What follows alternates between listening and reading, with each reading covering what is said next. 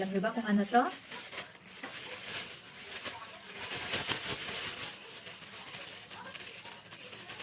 Mag-ulam tayo ng laplapayag. Laplapayag. Ayan.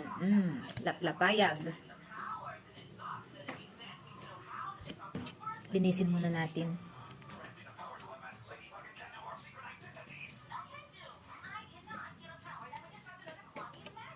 ₱50. Isang supot nito, ₱50. Mahal.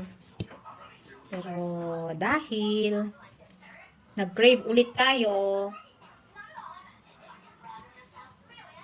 bumili kahit mahal.